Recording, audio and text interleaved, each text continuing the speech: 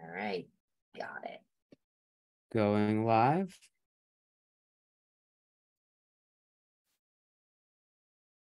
Here we go. Oh, so now I'm going to share. Everybody can see that. Oh, I see. Meeting's now streaming live on Facebook. We And are live. We are live. Hi, everybody. I'm just going to share this on my page. So that's what I'm going to do right now. Thank you for joining us, everyone. My name is Daniel Robertson. I'm an attorney turned relationship coach, and I'm very privileged to be joined by Dr. Samantha Rodman-Whiten. Yes. Hi. I just want to share us on my page. Just 1 second. I want to say I'm live now. Great. That's right. All right. Thanks live for having now. me, Daniel. Our topic for today is help. I'm anxious. My partner is avoidant. What now? What now? So, all right. That is a great topic. Obviously, I work with a lot of people in those kind of dynamics. So you want to just start us off, or are we taking questions, or what? absolutely. So if anybody is joining us live, please put a hashtag live if you're watching live, a hashtag replay if you're watching the replay, and leave your questions. We have Dr. Psych Mom here with us to answer your questions live. So let's take advantage of it. And I will get us started. I think we can assume that the audience has a basic understanding of attachment styles. For the sake of time, we don't really need to go into great depth. But Sure. Dr. Whiten, would you please tell us, what do you mean when you're saying somebody is more anxious or anxious preoccupied and somebody is more avoidant? Okay, so attachment style originates in the relationship between the caregiver and the baby. So we can assess attachment by like 1 year old. And I won't go way into depth in how you do that with something called the strange situation in the lab.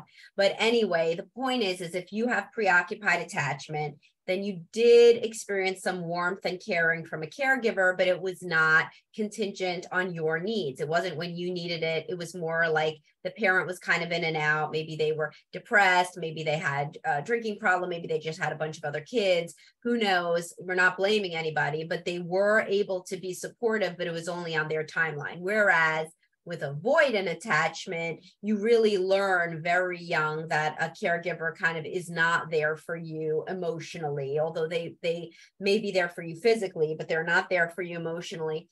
And so you learn to really just go play and be independent, and that is then those styles carry over into adulthood, into what you look for and what you act like within romantic relationships. So the preoccupied attachment partner is going to be more jealous, more clingy, hyper vigilant for signs of rejection or for potential abandonment, because that's what they've experienced growing up, whereas the avoidant partner is going to be more pathologically independent. They will want to be self-reliant for everything. They feel easily smothered. And so these two type of people find each other and exacerbate their pre-existing issues, unfortunately. That makes total sense. We see it all the time. And is this the same thing as when people get into a pursuer distancer dynamic in the relationship? That's the same kind of thing, really. I mean, sometimes people can also have the disorganized attachment style with any of this, so fearful avoidant, but we're not going to be talking about that per se. For that's more like the one that you see with abuse, neglect, etc. But preoccupied and avoidant is more the common ones that we see all the time. Makes total sense. Okay, I'm looking over here because I'm just checking. We have some people joining us. Amber, Margarita, great to see you. Please feel free to put questions down in the comments to get Dr. Psych Mom to answer your questions live. So wonderful. Well, yes, we see this all the time, and it can be quite confusing for people who are in a relationship who kind of expect their partner to respond a certain way to situations. We expect people to respond the same way we would, right? Yeah. And then it's surprising when our partner is either pestering us a lot with a lot of complaints or protests, or our partner's pulling away from us unexpectedly. Yeah. So, and okay, we're getting a question already from Aaron. Thank you, Aaron. I'm watching because I'm very anxious wife married to a very avoidant husband. He actually has mild Asperger's, abandoned by his mom at a very young age. I'm clingy, afraid of being cheated on, super jealous. And I feel like his lack of same clinginess makes me worse. How can this dynamic be solved? Okay, there we go. Well, all right. So, I mean, from my perspective, that's a fairly common dynamic, and if you guys have been in therapy, if that person has been in therapy, then they probably have started to work on some of this already. The problem with the autism spectrum really exacerbates this because this is really common. There's like a whole bunch of women married to guys who are on the spectrum who are just really hoping for more emotional engagement and attunement. And really a hallmark of that issue is kind of emotional misattunement. They don't really get it in real time, like what the woman is feeling. So then, and it could be either gender, but there's higher rates in men of ASD, right? Autism spectrum disorder, which is what Asperger's is now called, but we could say Asperger's also. But really, I mean, sometimes people can learn how to respond better, but they would have to do that only if they didn't feel attacked all the time. So the communication style where like the woman is basically following the man from room to room saying, what's wrong with you? Pay attention to me. Why don't you love me? And crying, like that really does not work to get anything fixed. There is a great book, Journal of Best Practices, that was written by a guy with Asperger's about him learning how to be a better husband. So that is definitely something that this woman should read. Maybe her husband wants to read. But yeah, I mean, also couples counseling can help a great deal. And also the woman's own individual therapy, kind of getting to the root of her preoccupied attachment and what happened in her early life and her upbringing that got her to this place. And also seeing that these red flags were evident in the courtship, such that she knows more that he isn't trying to bait and switch her. He was always the same. She just didn't really see it, or she didn't want to see it. All of these different things, this balance between acceptance and change, can be very helpful. So that makes a lot of sense. And one of the things that we see a lot, let's take autism spectrum out of it for the moment and just talk about avoidance in general. Yeah. Is one partner wants to either learn more about attachment styles and learn about their love languages and go to couples counseling to improve their relationship. And the other partner seems to resist that, definitely doesn't want to go to couples counseling. Can you give people tips on what are good ways to bring this up with their partner? Couples counseling? Yeah. I mean, couples counseling, people just really don't say it. I mean, that's like God's honest truth. Like they say like, he won't go to couples counseling, but they mean like this one time I screamed at him, if we don't go to couples counseling, I'm going to leave you. And he said no. And so then I've concluded then that he is completely averse to the idea of couples counseling. Like if somebody wants to stay married, then they will. If you say, I have scheduled with a couples counselor at this time, can you go? They may say, I can't go that day, but they usually will not say, I refuse to do that if you're saying that that's basically like a deal breaker for you. So you have to get to a place where you really understand and you own that this is a huge issue, and people want to bury their head in the sand a lot and say it's not a deal breaker issue. But once you say that like it's pretty much is a deal breaker, people who want to stay married don't want to break that deal. Like they're going to go. Maybe at first they're going to go and kind of like be quiet or be passive aggressive, but they'll go. And if they get interested enough, then they'll engage. That makes a lot of sense. And it also would help to present it in a way of let's learn about the dynamics that we're creating together, rather than let's talk about everything that you're doing wrong. Right, which is the way that a lot of people phrase it. Okay. All right. That makes a lot of sense. What about if somebody is more anxious and they want their partner to learn about attachment styles and their avoidant partner is not interested in learning? Is there a way they could bring that up in a way that you think might work?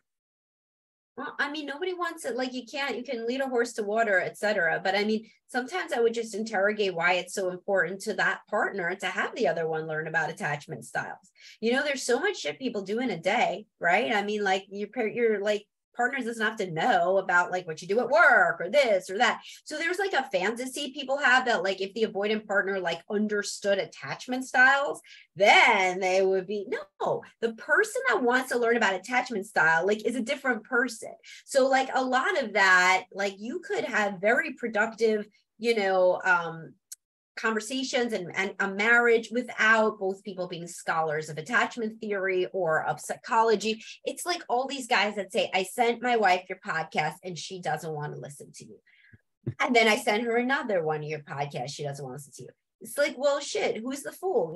Like, don't keep sending her my podcast. Maybe just talk about the issue. She doesn't want to hear my podcast. God bless her. Nobody, has to like my podcast. So I think that a lot of times that is exemplification of the preoccupied attachment is this desire to overshare resources. And when you frame it like resources, sounds so good and smart and everybody would like it, but it really is bombarding the person with extra shit, that they already, that is the problem. So giving them more resources is going to exacerbate it. It's not going to, remediate it, right? Right. Okay.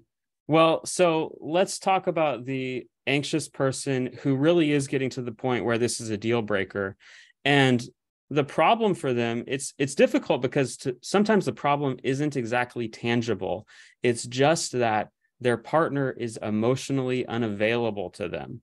And they have difficulty expressing to their partner what they're asking for. And that's why they want their partner to learn about attachment styles. They're getting to the point where it is a possible deal breaker. Right. Is that, what do you tell that anxious person in that situation?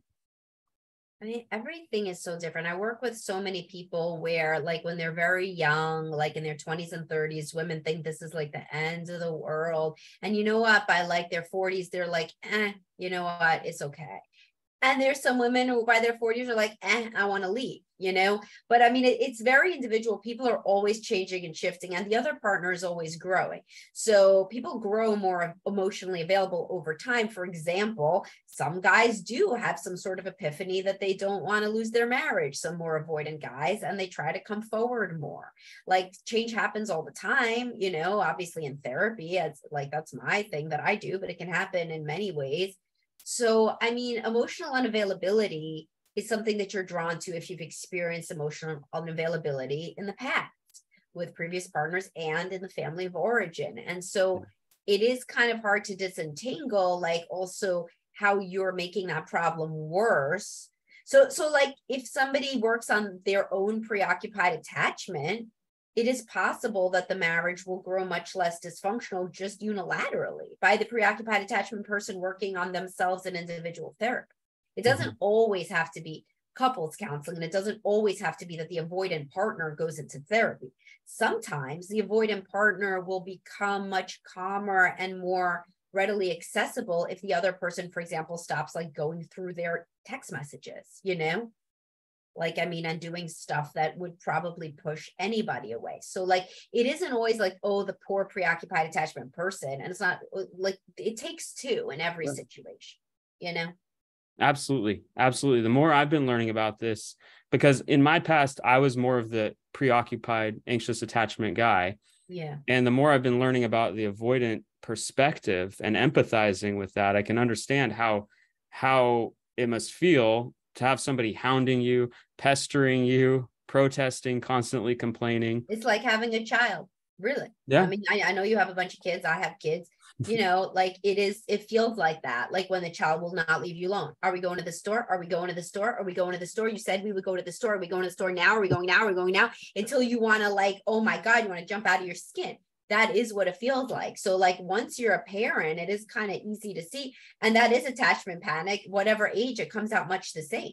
And it can really make you want to like withdraw. Yeah. So, okay. So let's talk about, I often am talking with women who are married to a man who they believe has avoidant attachment, and they want to save their marriage. And they're thinking, okay, if I can get him to go to couples counseling, how much change can I realistically expect? He's never going to be the most romantic guy in the world, right? Sure. But how much change is reasonable to expect on both sides to come to a more, functional relationship?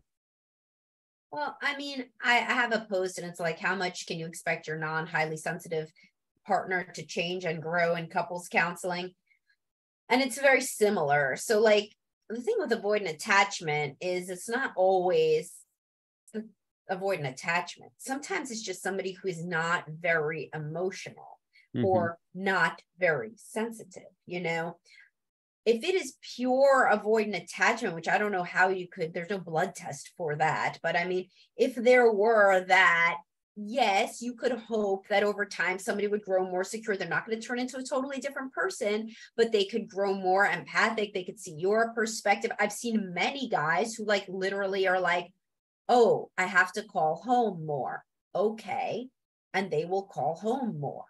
Like that is something they will do, Yeah. If every time they call home, she complains about that they didn't call home enough today, they're not going to call home anymore. But within the context of two people working hard on an issue, yeah, there can be real change. And you know what? Sometimes that is enough. Sometimes if he just calls home more, then that can break a cycle where it would always have gone into a fight and now it doesn't. And she's working on herself and then she matures, he matures.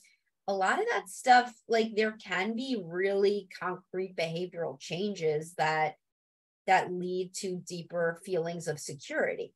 If it is a thing of that she's expecting him to be, or he's expecting her to be more romantic as a person, to yearn for deep emotional conversations, like you cannot make somebody yearn for something they don't yearn for. And that is what's at the root of a lot of this stuff, is that people try to use attachment style as some sort of like hack, like we're going to fix the avoidant attachment and then everything's going to be better. But the reality is this person is not compatible with you on certain domains. They're not a person who sits around thinking about you. And if that's like what you want in a partner, it's like not the right partner. But then if you have a family, you got to think, do I want him sitting around thinking about me, or will I be okay if he remembers to call more? Is that okay given like that nobody's perfect? That makes a lot of sense. So we can see a lot of behavioral changes that might happen. People will mature over time, but fundamentally personality doesn't change very much, right? Not so much, not in those ways. Not in the same ways. That makes a lot of sense. And when somebody is looking at how emotionally expressive and connected can their partner be, you said in the past that they can look at the relationships with the kids. Is that right? To kind of gauge? Yeah, I just spoke with somebody about that today. It's like, so like pick how your partner acts with the child that they like the most, and everybody has a child that they like the most, and so like if that's about as good as they do. So I'll be talking to a lot of guys, for example, because I've been using preoccupied attachment woman, so I'll move to the preoccupied attachment man, and the guy wants more like cuddling and connection and conversations from his wife, right? And I'm like, all right, which of the kids is she the closest to? And he's like, oh, definitely my son. I'm like, yeah, of course. So then it's like, so then I'm like, well, how does she act with him? And he's like, oh, she makes him sandwiches whenever he wants, and she drives him to all of his games. I'm like, so that's like acts of service, right? He's like, oh yeah. I'm like, well, was she ever cuddly with him? Oh no, she doesn't really cuddle with him. So I'm like, oh shit. I mean, how is she going to go beyond her top for you? She's sick of you already after like 10, 20 years of marriage. This is her son. She's not even doing it for him. How's she going to do it for you? And so it's you got to really zoom out. And when people can finally see their partner more objectively, this can go one of two ways. Either they could say, all right, I see that it's not personal and I want to work on the relationship. Or they could say, I will really never be happy in this situation. This is a situation that requires too much self-sacrifice for me, or there's too much water under the bridge, or I just can never see myself be, okay in this relationship. That makes, yeah, absolutely. So what if the wife in that scenario is actually really cuddly with the kids and not with the man? Is there probably empathic ruptures in the past, resentment built up? Problem, yeah. I mean, there are other problems besides that she's avoidant attachment. I mean, there are problems where she's angry. There's problems where they're both angry with each other. There's problems where there's, like she used to have, or maybe she still has a sex drive, but he's terrible in bed and she never knew how to tell him that. I mean, he forgets to mention. It's always so interesting when you have like individual sessions with couples in a couple, like I see the individuals, they got such different perspectives on things. So like you think you're getting like one perspective and this is what the story is. And it's like something tremendous was left out. Like every night at 7:00, he has to call his mother. Well, then no shit, she doesn't want to talk to him, right? So, I mean, you don't even know what the issues could be. But if she is generally a warm, touchy, connected person, but she's just not with him, well, I mean, it could be myriad things, she could just not be attracted to him. There could be a million, reasons. Yeah. Makes sense. Makes sense. Good time to go to a couples counselor or therapist to help, right? Yes. Or to kind of do a deep dive on what you had been ignoring is like another thing. Because a lot of times people will say, oh, no, she was very different in the honeymoon stage. Like, oh, yeah, what was the sex life then? We were doing it once a week. I'm like, but that's not a lot for the honeymoon stage. Come on, man. And, it's like people go back and they do it in rose-colored glasses. And so they were never, if they look at the whole trajectory, they're like, well, yeah, she never liked sex. She was never that romantic. It took her a long time to say, I love you. When I remember it, she didn't really want to get married. It's like, it was a whole pattern, and that can really be quite instructive when somebody's trying to make sense of their life, to go back and see it more clearly. Absolutely. Okay. So what about a scenario where the anxious person does want to start working on themselves more? And let's say one of the things that's really causing them to have more anxiety is they try to bring up these topics with their partner. They want to work on the relationship with their partner, and their partner is either doing stonewalling, what the Gottmans call stonewalling, just preventing the conversation, or they're getting defensive, apparently. What are some things the anxious attachment partner can do in that scenario? Well, I mean, the one best thing to do is to own your part, to like lead with your part of it, which is something that the preoccupied attachment partner finds very hard to do because they feel very dysregulated and very upset, and they feel like they're the only one working on anything. Then it can get really easy to be in a martyr kind of victim mode. So they act like, what the hell should they even apologize for? Even if they literally just threw the guy's phone out the window because they were being so jealous, they'll be like, well, why should I apologize for that? I mean, he drove me to it. So, the best thing in anything would be to come forward for the preoccupied attachment partner to say, I know that I can be difficult. I want to work on this. I know I have anger problems. I know I have trust issues. I know I have, and whatever. And all this predates you, because it most definitely did. And if anyone thinks it didn't, they need to be in therapy so that they can see it. They got to say it goes all the way back to my childhood. Quite honestly, it was with my exes too, that I would be like this. And now it's the worst it's ever been, and I'm sorry for my part. So what I want us to do is to work on it, because I'm sorry and I'm not perfect. And I don't think you think you're perfect either. And anybody with a brain will be like, well, no, I don't think I'm perfect, because otherwise they're literally crazy, right? Everybody will say that. And then you have an inroad. The problem is that the preoccupied attachment partner, out of anxiety, will go into attack mode. And they don't even know that they're doing it, because they feel so dysregulated that they feel like they're defending themselves, But in reality, if a video camera was watching, they would be perceived as the one who started it. And this is why it's like so crazy making, because like the avoidant partner genuinely believes, and a video camera would say, that the preoccupied attachment partner started it. But the preoccupied attachment partner is saying, but I've been trying to connect. I've been trying to talk. I've been trying this and that and this. And the other one's been so cold that the only way I can finally get through is to scream and act like a lunatic, and that's how these things start. Yeah. One of the things that I found really important for me was when I would get anxious, to learn how to calm myself down, just practice calming techniques, meditation even. So. And DBT skills can be useful for that. Yes. And like basically anything that gets you out of your own head. Because it is interesting. I'll talk to a lot of people who say, but there's no way for us not to like resolve a conversation. And I'll be like, oh, what if work called? Like, what if you had a work emergency? They're like, well, obviously I would deal with work. I was like, what if your kid's school called? Oh, obviously I would talk to them. I'm like, well, shit, then you can, right? You can deal with it. You can stop.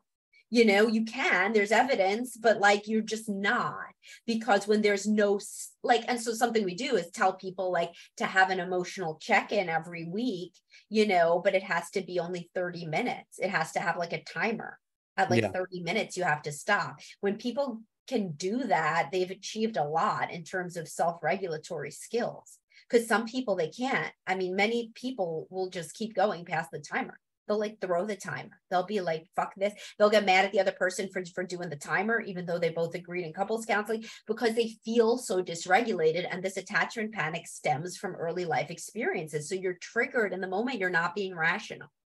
Yeah, absolutely. So that makes sense. Now, one other question I want to ask you about is when your partner is getting defensive. I work with a lot of people who have really done a lot of work to try to learn to use I feel statements, even learning nonviolent communication, which is this method of taking any possible criticism out of the language to just say, I feel this and I need this. Right. And their partner's still getting defensive. Do you find that I feel statements are helpful to learn when their partner's getting defensive? I may not be who to ask, because a lot of people come to me after they've learned I feel statements for like 7 years and they're on the brink of divorce. They've seen like 6 couples counselors and all they learned was the I feel statements. And sometimes when I listen to what they're saying with the I feel statements, it's kind of like, I feel you're a big asshole. So like, I feel like I feel that they were not possibly learning it correctly. But certainly if people can get to a point where they're communicating non-critically, that's great. From my perspective, the communication skills is trendy to talk about needing to learn, but like, so people's fantasy is that they could come in, especially like smart people. They're like, oh, I'm going to come in, I'm going to learn some stuff, and then I'm going to be better. So I'm going to learn how to like change in the moment, like the words I say, and that's going to be good. But it isn't, because you have to understand the origin of the dysfunction and why the patterns keep repeating, because people can be pursuers and distancers using I feel statements. I've heard them. It'll be like, I feel that we don't have enough time together. It'll be like, I feel smothered. Well, I feel like I want to have time together. I told you that already, didn't you? And it just gets crazier. Yeah. So the communication has to be part of it, particularly for people who only saw parents who either didn't talk or yelled at each other. But it needs to be like one part of couples counseling versus like the whole enchilada, Absolutely. Okay. Well, I want to ask you how common a scenario is that I see sometimes, where it'll often be a more anxious woman with an avoidant man, and the more anxious woman works on her self-esteem, works on her secure attachment, and over the course of a few years wants to leave. Or chooses to leave. Is that something that you see as a very common scenario?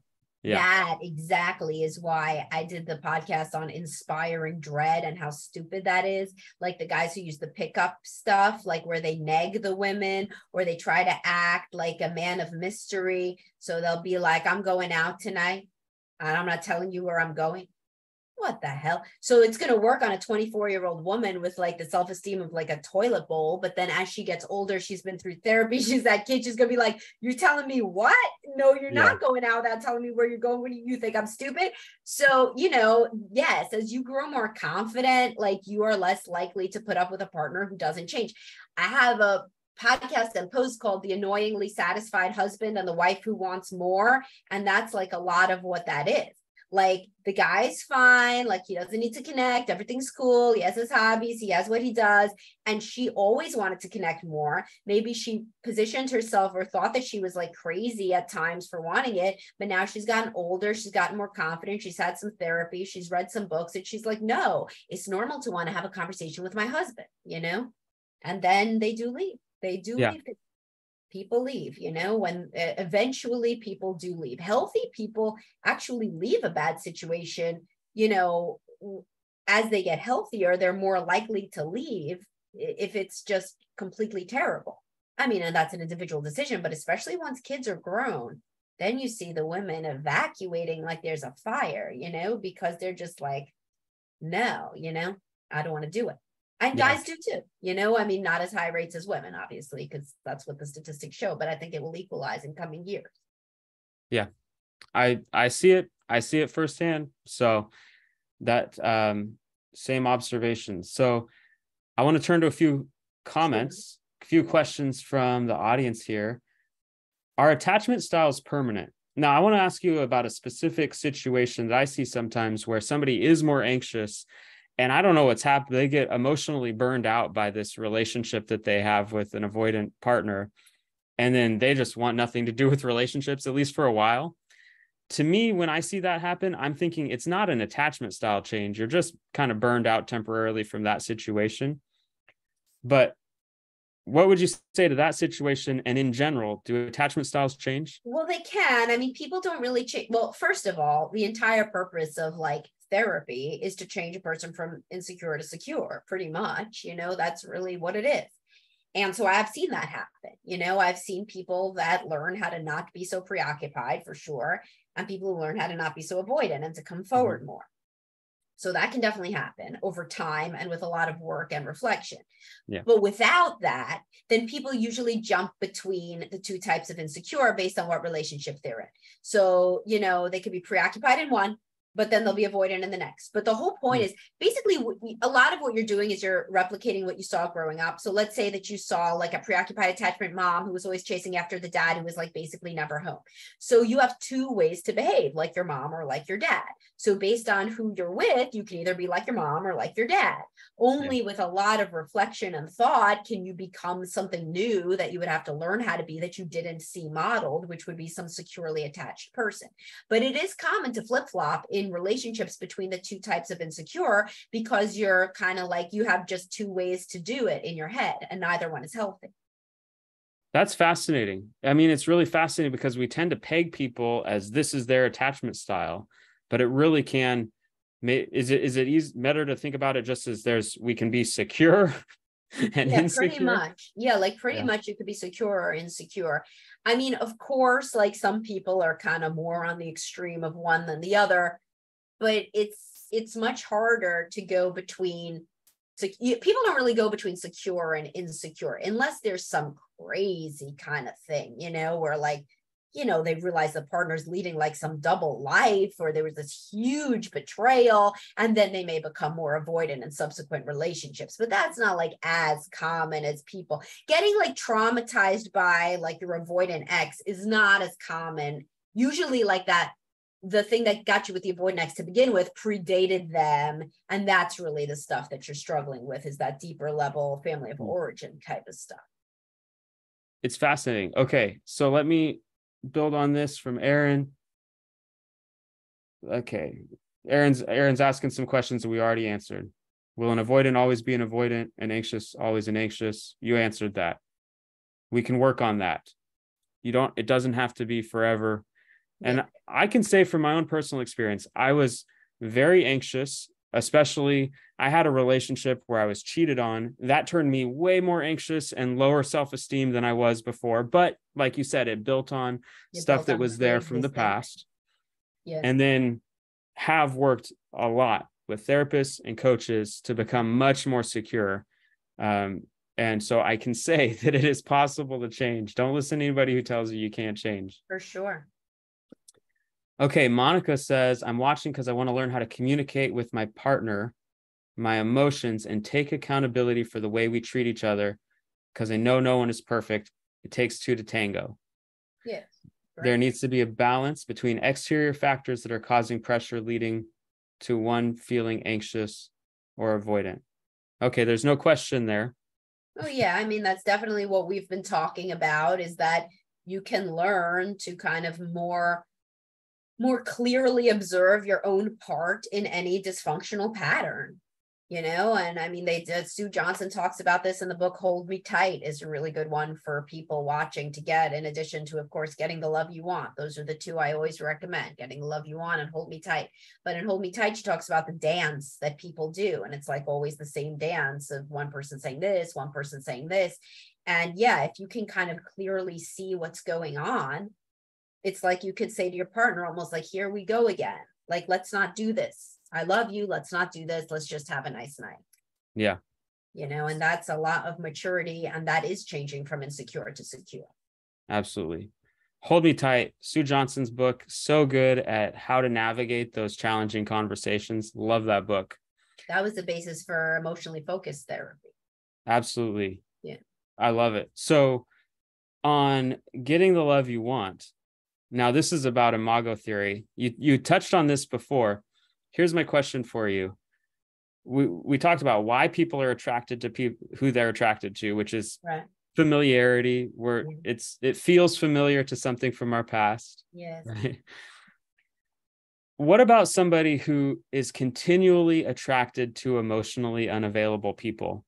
Can they change that?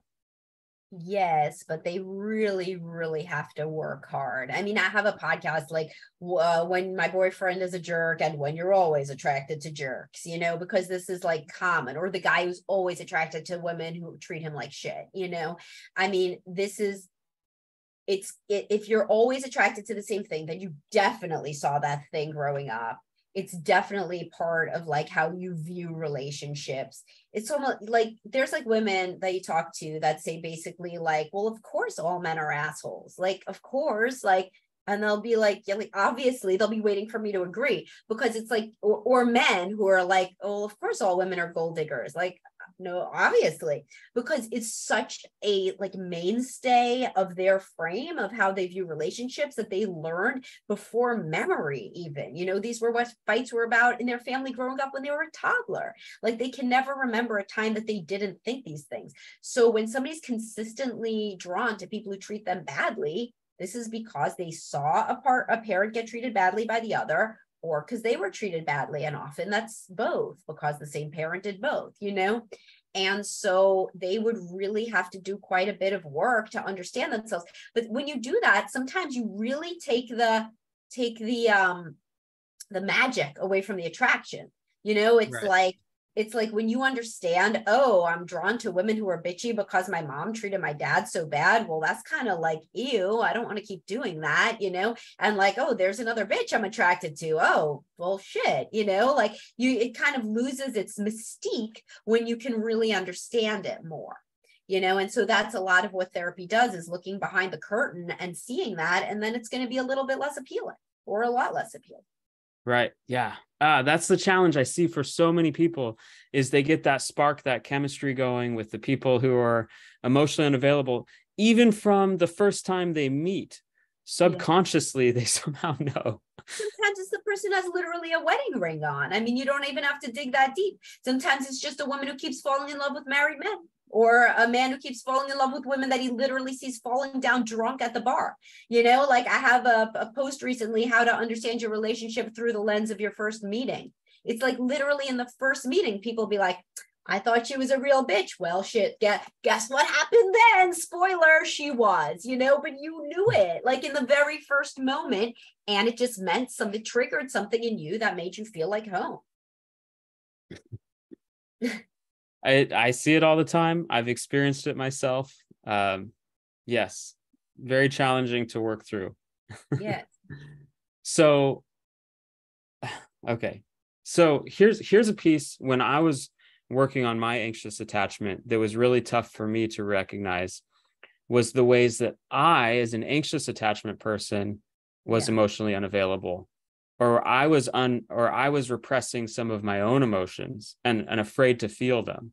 Yes, that's a good point. And so that's one of the things I really try to help anxious attachment people understand, is the ways that they are avoidant, the things that they don't want to do. They don't want to be on their own. Why aren't you okay and taking they don't want yourself to be on a intimate date? as much as they think that they do, because they don't really know what intimacy looks like, and it's very scary. As much as they want it, they're a little bit scared of it.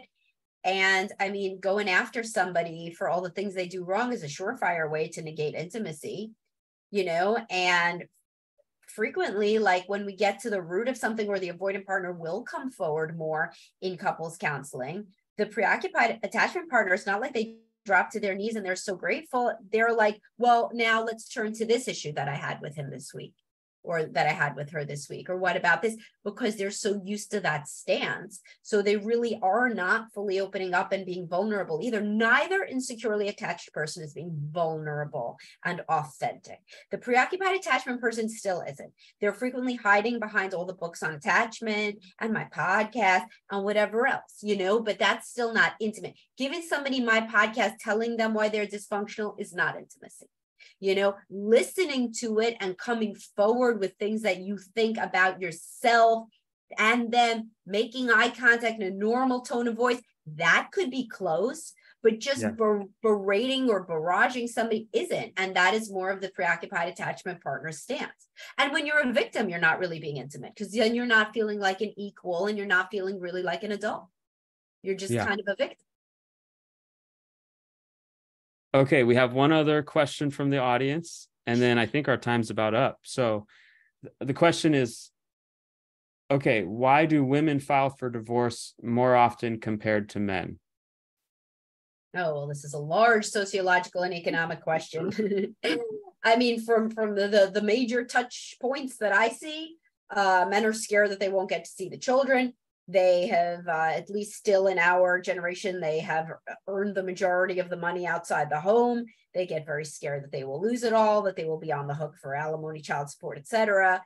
They, don't want to be perceived as that asshole that abandoned his wife and family, whereas women are more secure in the fact that the children will remain close to them. And also a really big one is women lose their sex drive. So the guy, over time and with age, more than men do. Not all the time, not all women. But if you're taking a random sampling of people at 55, the guy wants to have sex more than the woman does. And if we're taking a random sampling of who wants to have zero sex, it's more often the women that fall in that bucket. So when you completely take attraction out of the game and no more in love feeling that goes along with attraction and the sex hormones, well, then shit, what is she staying for? If she doesn't feel like it's a relationship of partners that makes her feel good and fulfilled and respected, she's not staying because she loves him in that lovey-dovey way, because she doesn't really feel like that the same way, because that is usually linearly co-varying with the sex hormones that, sex drive takes more for women in monogamy. So between all of that, including the money, the kids, and everything else, women do go. I have a follow-up question for you on that. One of the things I hear from a lot of men is that they were blindsided by the divorce. And when I talk to the women, they say, no, I said a million times I wasn't happy in the relationship, or that I wanted to go to counseling. And he said, we don't need to go. So I tell these men who are in this situation, if your wife says that she wants to go to counseling, that she thinks you're emotionally unavailable or whatever, listen to her now. Don't wait until. Exactly. When the women are younger, and I see this shift happen about at 40. And when they're women, I work with women in their 30s. I work with women in their 40s, 50s. I don't work with a lot of couples in their 20s. Thank God they listen to my advice and don't come in while they're still dating. If you're still dating, you need couples counseling. You don't. You need to break up. But that's just my opinion. But the point is here, 30s to 40s is a big shift. In 30, she's still like, oh, but if he just brought home flowers more and wrote me more cards, then I would so want to be with him and have sex with him. And she really means it and she would do it. And her window is wide open for this to change. By the 40s, she's like, I wanted that. I wanted that 10 years ago. I'm not young anymore. I don't need him like that anymore. I don't need his help with the kids anymore. I'm done. I don't feel like waiting around like that. So there's a very, very big age difference. So the guys need to start to change in their 30s, maybe their 40s. By the 50s, it is like a dead duck. I see rarely people come back from that level of somebody saying, I felt emotionally abandoned for 20 years and now it's going to change. It's the same thing with a 20-year sexless marriage. What's it? Maybe like a 5-10% chance that something could change in a 20-year sexless marriage versus if it's a 3-month dry spell, we can get that shit back going, Yeah. Do you have time for a couple more questions from the Sure. audience? I have, Okay, yeah, I can great. go for a little while. We've got Aaron says, what is behind a woman who only goes after married men and 99% of the time succeeds at having him? Is this a type of avoidant? I don't think this is just a male. This is a male female thing. I see it with this with guys too, going after a married partner. Probably something is familiar to Yeah. them about going after somebody who's unavailable. Who's unavailable. Sometimes they saw it. There's often infidelity in their family of origin, such that part of their narrative is that idea. Also, for a lot of people, it is a real, it's like a fantasy to like get somebody to leave somebody else, you know, especially if you did see infidelity in the family of origin. So, for example, if your mother was cheated on, now you're going to be the woman that gets somebody away from like a man instead, like, you know, instead of being the victim in that situation. But it is never a healthy thing. People that go for partners who are married, that is never a good thing, never a healthy thing. That always speaks to some level of self-sabotage impulse, or just literally just low self-esteem. And I talked to some married guys about this, because I have some guys who are like kind of sex addicts, not kind of, that are sex addicts, and they've sometimes slept with women who, and they say that the woman was healthy, like that she would be potentially a good partner if they were to leave their wife. I'm like, she knew you were married. By virtue of that, she knew you were married. She's not going to be a healthy partner, because she had self-esteem issues. She had something going on. She wanted to get you from another woman. Something was off. Yeah. You know? Okay, another question from the audience. I want to pronounce your name. Sharuya Kapoor? Sure, yeah, that's my guy from my group.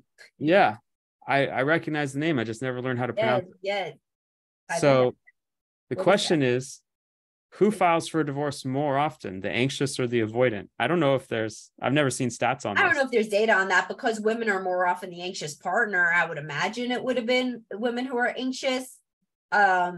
Also interesting statistic from when I did continuing education, I presented on infidelity. Women who are preoccupied are more often unfaithful, whereas men who are avoidant are more often unfaithful. Thought that was pretty interesting. So it's like, if she's not getting him to pay attention to her at home, she's going to get like a safety net of other guys and go sleep with one of them when she's unhappy. Whereas the avoidant guy is just like business trip screwing, you know, I think. But anyway, so yeah, I would say the anxious attachment partner would more often file for divorce, because they are the one that is A, probably female, but B, like they are just the one who explodes. The avoidant one does not ever get to the end of their rope, really, because their rope is forever. They just want to be kind of left alone. They could live in a parallel life marriage readily, happily, not happily, but readily, you know? Yeah. Okay, I think that answers the questions from the audience. And I appreciate the time we spent together. Oh yeah, it was fun. So I just want to say, huge fan of the podcast. Everybody should subscribe on Spotify to Dr. Psych Mom's podcast. Yes. I tell people, you binge Netflix, but I binge Dr. Psych Mom podcast. When I found your podcast, I don't mean to flatter you, but I never heard so much clinical experience condensed into that amount of time and space. I learned so much in a short amount of time, and really appreciated that. Well, thank you very much. That's very nice. Everybody listen to the Dr. Psych Mom show. And then of course you have your group. Yeah, so I have my secret group too, and everybody can join that with the blue subscribe button on the Dr. Psych Mom profile page. I hope everybody joins. You know, it's fun in there. It's 367 people now. It's phenomenal. And I'm proud of the Facebook group I have called Avoidant Attachment in Relationships. It's a support group for partners, ex-partners, friends, and loved ones. And I'm really proud. It's 3.4 thousand members right now. Wow. And everybody has been really supportive of really, worked on making it a supportive community and encouraging that. And I get a lot of great feedback from people who are very thankful for that group. Cool. If you have an avoidant partner, you get support, both in terms of emotional support, as well as some suggestions and advice. And we always encourage everybody there to be growth oriented, not just blaming, not demonizing or villainizing a group of people, but to be growth oriented and look at ourselves and what we can work on. So that sounds good. Sounds very useful. Very proud of that group. And so I know some people from the group came and joined us while we were live, and I know a bunch of people are going to be watching the replay. So thank you very much. Oh, we got one more question from Monica if you have time. Sure, go for it. All right, Monica, this is your chance. She says this was informative. She greatly appreciates it. Oh, good. There's a question coming. Is there? I know she's typing. Is it a ... She typing? No, I know Monica, and I know she's working on her question and putting it out there. Monica. Or maybe Facebook is just taking time to send it out. Thank you to everybody who joined. We have a few people watching. Right. I know a lot more people are going to come back and watch the replay. Yeah, I'm sure. And on my page as well. If y'all are watching the replay, put a hashtag replay. Okay, we got Sharuya. I hope I'm pronouncing your name something close. I'm doing my best. Not sure if we have time. What does relationship between two fearful avoidants look like? Oh, that thing is a dumpster fire. That is a very dramatic, up and down, volatile relationship, frequently between a borderline and a narcissist, or two narcissists, or two borderlines. That's the one where people are doing the stuff that I am falsely attributing to the preoccupied attachment partners, such as throwing each other's phone out the window, et cetera, et cetera. So that was people that grew up in an abusive or neglectful home. And the classic book about borderline can illustrate this. It's called I Hate You, Don't Leave Me, which is really the mantra of the fearful avoidant or the disorganized partner. They want closeness, but they're very scared of it. So they're like a preoccupied and an avoidant all rolled up in one like wonderful package. And it's like very, very conflictual. So these are the divorces that people take like $100,000 to navigate a divorce between these two people, you know, and the people where it's like extraordinarily crazy and everybody's cheating on each other and they've cheated on each other like a million times, you know, that is what it looks like. So like, don't try that at home, kids, you know, that's not the one to be. Those breakups and divorces, I see people go from their partner is the best person in the world to now this person is the most evil person in the world. Yes, exactly. That's the idealization devaluation. That's the hallmark of borderline personality, which is frequently exemplified by that fearful avoidant attachment style. Okay, well, Monica's question relates as well to personality disorders or personality, depending on what you, how we define narcissism. She says there's a lot of well, I'm gonna rephrase the question. What is the difference between narcissism and avoidance? How can we know the difference and understand it? In my group, I try to make a clear differentiation that we're talking about two different things, and there are different resources for people dealing with narcissistic abuse or manipulation. But why don't I let you speak to that? Well, narcissism really doesn't have much to do with an avoidant attachment, because I've just as often seen people who are narcissists to be preoccupied attachment. And they're obsessed with getting the person's attention and affection and adulation and supply, as they say now, you know, so it really doesn't have it. It's completely an orthogonal construct with the criteria for narcissism are really being just completely involved in yourself, your power, your prestige, having to associate with similar people and wanting all these kinds of accolades. Whether or not you're a covert or overt narcissist is gonna, you know, predict which sort of comments you want from others. But when you're an avoidant person, you can be a very non-self-centered person. You could really even be somebody that doesn't want any attention at all. You know, I mean, and these are people who could be frequently very giving. So like, for example, a woman could be like a kindergarten teacher, a nurse, you know, somebody who really gives of herself constantly to others, but she doesn't want to really engage in a deep, like messy, emotional way with her husband at night. You know, she wants to go be, you know, giving to the world. And she's like a nice person and a sweet person, not a narcissist at all. But those emotions and his need and his vulnerability just like freak her out based on the stuff that she, you know, went through as a kid. So it could be like somebody who's a completely non-narcissist that struggles with this. So those are very different. And when you're when you are a preoccupied attachment person, again, you can feel so dysregulated by attachment panic that it starts to make you villainize your avoidant attachment partner. And frequently women come in and say that they are narcissists, that they are on the spectrum, that they're on the spectrum and they're narcissists. Those are the most common ones. Right. And, you know, or that the guy's mother is a narcissist. That's also very common. My mother-in-law did it to him and now I suffer, you know? And so it's because you're so dysregulated, it's very easy to blame all these other kinds of things. Or maybe the guy's just a sensation seeker and that's why he wants to like go out and do shit apart from you all the time, you know? And on top of it, he doesn't really like feelings very much. You know, you're bad for marrying him, but doesn't mean he's a narcissist, you know? So yeah, these are separate constructs and we want to avoid getting into the, you know, rabbit hole of, you know, lumping in the personality disorder diagnoses, because really narcissism in the wild is only at around a 1% or 1.6% prevalence. So certainly can't be everybody. Right. I see the same exact things. Now, and you just mentioned a few different things that get confused with avoidant attachment. With high sensation seeking, somebody who wants to be outdoors doing extreme sports, doing other stuff. What about introversion? Does introversion ever get confused with avoidance? Yeah, not so much. I mean, the introvert can be a really romantic, close, highly sensitive, you know, person that loves feelings. They just don't want to do it. They're not going to do the proposal in front of like all the people at the baseball game, but they'll do a loving proposal at home. Whereas the avoidant person will really not do a loving proposal. And that's why I ask a lot about the proposal, interestingly, in couples counseling sessions, because frequently it wasn't really a good one, you know, or a good one by the standards of the preoccupied attachment partner. In fact, there are situations where the man didn't really propose at all.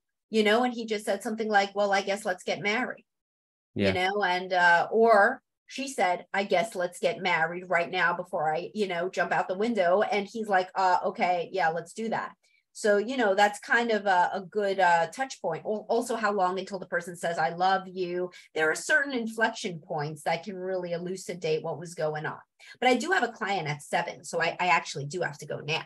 Well, but let's sign off. It was awesome. Thank you so much for the time. It was fun to chat with you. Thank you so much for having me. And thanks to everybody who asked questions, and follow my stuff and follow Daniel's stuff. I'll talk to everybody soon. Bye, guys. Thank you, Dr. Psych Mom. Bye-bye.